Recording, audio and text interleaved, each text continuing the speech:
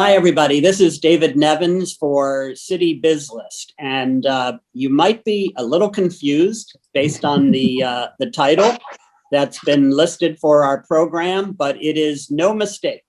Today, it is David Nevins interviewing David Nevins. David, welcome to our program. Thank you very much. And I'm a bit confused myself, but thank you. That's okay. I know that David and I have become quite friendly, and we are each the only other David Nevins that either of us have met, although I think we both share the interesting story during the Academy Awards. There's one other David Nevins that we're aware of in the country, and he's the president of Showtime. In any event, welcome. And so for everybody to know, David, in his everyday job, is a prominent developer and state and real estate executive in State College, Pennsylvania. But in this new life, a number of years ago, he founded an organization, and that's what we're primarily going to talk about today, called the Bridge Alliance. And the Bridge Alliance is a non-political or apolitical, an organization of organizations designed to fix our somewhat broken government in this country. So that's how I describe it, David, but you're the founder of the Bridge Alliance. Why don't you tell us about the Bridge Alliance and what your motivation was? Sure, be glad to. Thank you. The Bridge Alliance was started about 7 years ago to bring together the many organizations, and most Americans don't even know that organizations exist to try to fix the toxic, hyper-partisan, dysfunctional political process that we call our democracy. But there really is a massive amount of organizations, at least 200, that are working in various aspects of social and political reform. And I became involved in one of them almost 10 years ago. And from my work with that one organization, I came to know that there were many, many other organizations, but they were all working separately, really not connected, no sense of community. And to create real political reform, there was a need to create some infrastructure, capacity building entity to bring it all together. And that's what the Bridge Alliance is. And now we have over 100 members working to that end. That's great. And when you talk about political reform, you can correct me if I'm wrong, but you're not talking about electing more Democrats or electing more Republicans. You're talking about, well, why don't you tell us the mission and the principles, if you will, of the Bridge Alliance? What do you stand for, and what will make your work successful in the end? Well, we're totally bipartisan. We don't think the problem is a Democratic problem or a Republican problem. Actually, we believe the problem is that the two-party system now puts the political parties ahead of the country's interests. I mean, if you think about it, how come so often most bills in Congress are passed 50 votes? Let's say there's 50 Democrats, 50 Republicans, all the Democrats vote exactly the same. It seems hard to believe that there wouldn't be components of a bill that would be have some truth, whether you're on the left or the right. And that's the essence of what the Bridge Alliance is about. We're putting country before party. And more specifically, it's about a problem-solving approach to government, believing that we'll be able to resolve our problems more effectively if we work together. And it's about creating the structural changes needed to break the hold that the political parties have in the system so that independents have a better chance of getting elected. Now, I must say, we're not against Democrats and we're not against Republicans. We just think the process should be opened up so that it's more representative of all the voices of all the people. And it's not just the political reforms to bring about those changes, but there's a deep cultural divide in our country as well. And many of our organizations work to bridge the divide that's separating Americans. They do that in a capacity of ways, with conversations, with convenings of people who would normally never get in the same room, trying to find a common ground. So it's really about a more deductive reasoning approach to thinking, where you don't have the answers first, but you allow open discussion with a degree of open-mindedness, hoping for the best solutions to the problem. Yeah, David, you and I have discussed this multiple times. I know you have members that stand for voter access. You have members that are working hard for term limits and, you know, all kinds of things in between. Can you talk a little bit about, I'd say, some of the successes that you've had and those of your member organizations as well? Well, one organization in particular, Represent Us, has realizing how dysfunctional Congress is and how difficult it is to have a bipartisan solution, has done what has often happened in movements in the United States, is to start on the state level. And they've passed over 114 anti-corruption laws in the states that are guidelines of what politicians can do in terms of what would be considered corrupt or not corrupt. So they've had great success in states across the country. In order to open up the possibilities of more independent thinking politicians getting elected, there's several of our organizations that have major successes in gerrymandering reform, and I think 5 states now in the country, which is deeply needed to lessen the divide that's separating us. Other more under the radar advances we'd make. One particular organization, Congressional Management Foundation, has very close relationships with the staff of just about all members of Congress, and they provide incredible guidance in terms of technology that can improve their citizen engagement processes and help them understand how to work through the internet. And actually, when they first get to Congress, just understanding what it takes to run a staff in Washington, D.C. and at home at the same time. So it's those type of advances which really don't get big notice in the national stage, but step by step are improving the democratic process in our country.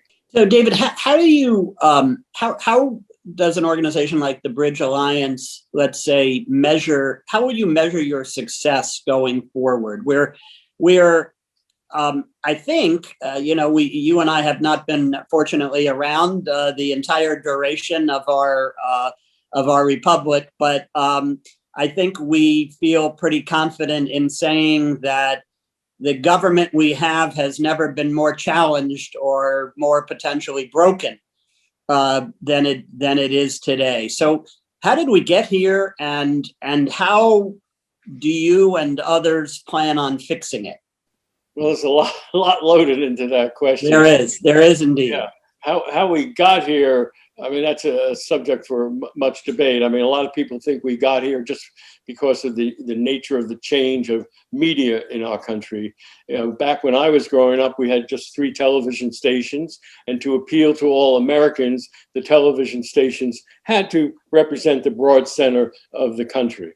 But now with cable television, you can be immensely successful, but appeal to just a particular segment, reinforcing beliefs that people already have. So Fox News, MSNBC, they can have 50% of the population. They can focus just on things from the very extreme left or the very extreme right. And I think that is a big part of the problem. And when you add to that social media, which is, again, people are connecting with people who already have the beliefs that they already have, it leads to the extremism that exists.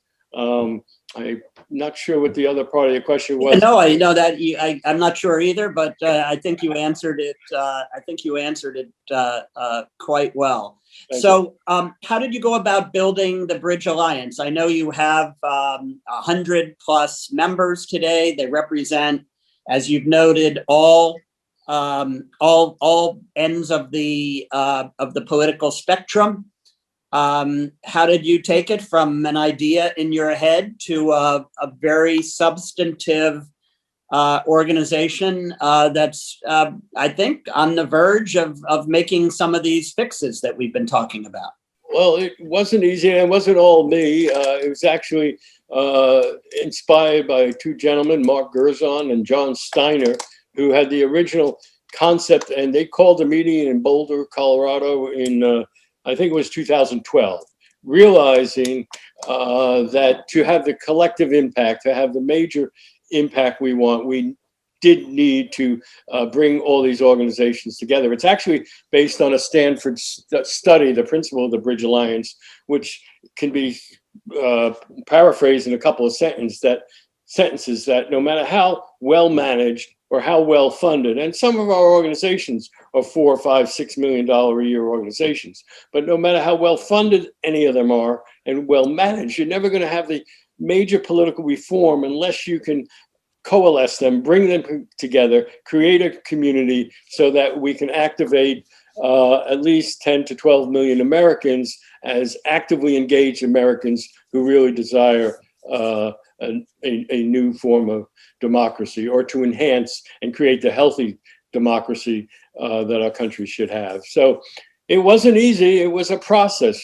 To start an alliance when you have no members is a little difficult, but it grew. The momentum grew once we got to a certain tipping point. I think then people realized the effectiveness of what we're trying to do. And in 2017, there was a major tipping point in that while our members philosophically believed in the concept of working together, they're all managing their own organizations. They all have bandwidth problems. So to actually get them to work together was not so easy, but we provided over $500,000 in grants for organizations to work together. The grants were only given if at least 3 organizations created a project together. And that really did a lot to create the community that is now the Bridge Alliance. And even organizations that didn't get funded, just going through that process of learning about the other organizations, finding out the similarities of what they do and how similar it is to what they have already been doing, and the scaling possibilities. So lasting relationships have been developed, and that was a big factor in helping us grow and to create a sense of community. And it's a work in progress. I don't want to mislead you to say that, voila, we've created this solution here. This is a lifelong and perhaps my children and grandchildren and your children and grandchildren process. Democracy is an ever-changing game, and we have to change with the times. And I think that's part of the Bridge Alliance mindset. Yeah, and you've built a staff. You now have an executive director who's very involved. I'll let you give her a plug as well. Yes. Debbie Lynn Molyneux. She's an incredible lady. We are quite different in many ways, and maybe it represents the tapestry that should be our country. I'm much more strategically oriented, business oriented, measurement oriented, and Debbie Lynn is much more of a philosophical thinker, relationship thinker, and just a different approach to things. And the two of us together, I think, have formed what's becoming a stronger and stronger organization with every passing year. So we now have, I think, 6 full-time employees, plus we have several interns. Younger people, which really is critical to get younger people involved in reforming our democracy, and that's a big emphasis of what we're doing as well. So I know also it takes a little bit of money to do what your organization is doing. I believe you have a multi-$100,000 budget, but for some of the viewers of this program runs around the country. How can they get involved in the Bridge Alliance, and what would you like them to do? You're not just looking for money; you want their ideas as well, if I'm not wrong. you are correct. I mean, money's nice, and it's a big factor in helping our growth to help us fund the staff. But one of the biggest changes we've noticed in recent years is that business people are stepping up the plate. More and more people who normally donate to campaigns are realizing that it really hasn't been a great return on their investment. Even if the person they desired gets elected, how often is that person able to accomplish what he said he would accomplish when he gets to Congress? So we encourage business people to maybe take 10% of their total amount that they give to either Democrats or Republicans, and instead give it to an organization like the Bridge Alliance to help improve the processes of government. And more people are stepping up the plate and doing that. But not only giving money, the knowledge, the ability to analyze cost-benefit analysis, think clearly, to have big ideas. I mean, that's what a democracy needs, is big ideas. More and more business people are coming to us and offering their expertise to help our members. If you're a marketing expert or a management expert or a financial expert, these abilities can all help our members dramatically. And one last thought is a recent emphasis of what we're doing is based on becoming a truly diverse movement that represents the pluralism that is America. And for the Bridge Alliance to succeed, our followers have to represent the diversity that is America: people of color, young people, rural people, urban people. And a lot of business people can help us in that endeavor, because we created a Mastermind Leaders Cohort program that is working with incredible young social entrepreneurs and business folks who might listen to this show, offering their expertise to help community leaders do the work they're doing better. And establishing relationships, I think, is critical to the work we're doing. So that would be extremely helpful for us. Kudos to you. I know our viewers can find out more information. Just Google Bridge Alliance. Or bridgealliance.us. And David, just before I let you go, since this one runs around the country, I close some of these interviews by asking, well, if folks are in Baltimore, and if it was a Baltimore-centric interview, I'm asking to them, what restaurants have the best takeout and delivery. But since this is national, I won't ask you that question. But so during this pandemic, have you come across any good shows on TV, anything good streaming or on one of the networks that you want to recommend to our viewers? Oh my gosh. Well, last night, I think it got an award. One of my favorites, The Queen's Gambit. It's about a chess prodigy who was also an orphan. It's an amazing story. Even if you're not a chess player, which I certainly am not. I mean, I've played chess. That's a great one. The Undoing is a thriller. I'd like that one a lot. And well, it's not a TV show, but the play Hamilton, which relates to the work I do, can be seen. The entire play now can be seen. I'm not sure if it's Netflix or Amazon, but that's an amazing story about our founding fathers, but done in a very contemporary fashion that's really engaging young people, which I said before is the essence of what's going to help our democracy. And I'm a sports nut too, so I can't remember the name. I think it's The Last Dance, Michael Jordan. I hope I got that name correctly. It's a 5 or 7-part series about his intense motivational approach to sports. So that was a great one too. Well, I know the pandemic gives all of us an opportunity to watch stuff while we're home that we might not have seen otherwise. Anyway, David, we're going to close there, but best of luck as you grow the important work of the Bridge Alliance. Thank you for being with us. Thank you very much. And so I don't really get too often an opportunity to say this. This is David Nevins. I've enjoyed talking to David Nevins, although I do talk to myself often enough that I could actually say that. But now I'm talking to another real David Nevins. Thank you for being with us, and good luck to the Bridge Alliance. Thank you, David. Appreciate it.